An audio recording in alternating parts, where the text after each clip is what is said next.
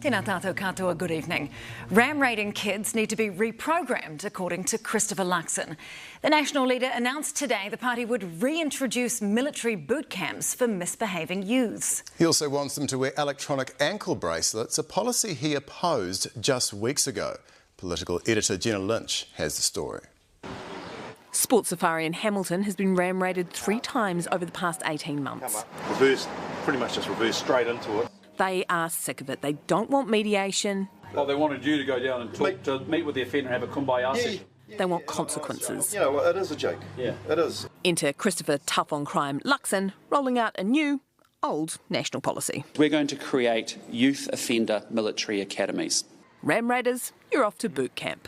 We are making an intervention because we care about you, but I'm sorry, it will involve some tough love. There's no better way to get fitter, faster, stronger, better, more well-connected criminals than by chucking them all together in an army camp. Serious youth offenders aged between 15 and 17 would be shipped off to military bases to be rehabilitated.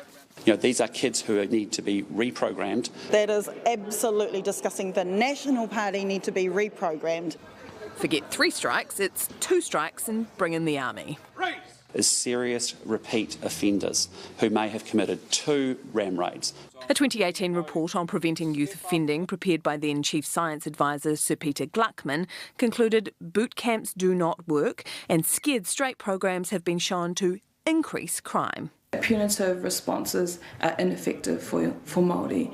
Youth worker Mahira Mahi agrees. The consequences of using this type of approach will mean that we continue to see young people stuck in cycles. We continue to see behaviours that are not authentically Māori. Boot camps were used under John Key's government. A 2016 evaluation found 84% of participants went on to reoffend after the program. However, the frequency of reoffending dropped 47% and the seriousness of reoffending dropped 57%.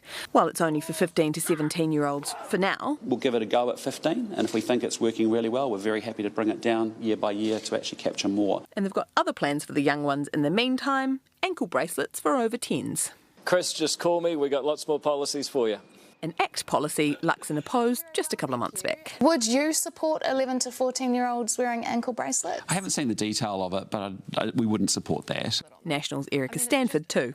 It just breaks my heart that we're actually even talking about this. Why are you okay with it now? I will stand by my statements. It is heartbreaking that we are even in a situation where this is a policy option. Luxon denies he's flip-flopping. This is the 4th U-turn this week. I think his caucus will be being sprayed in gravel. National hoping this U-turn pulls up the handbrake on youth crime. Oh, kia ora, Jenna. Politically, though, are these tough on crime policies a good idea?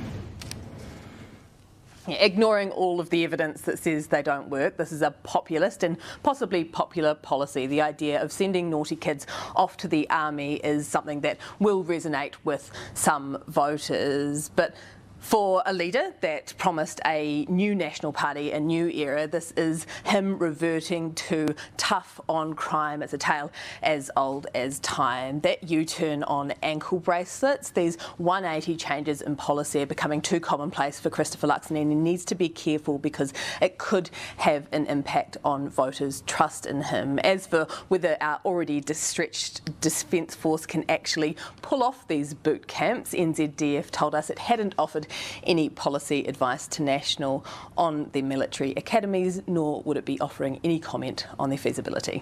OK, thank you so much, Jenna.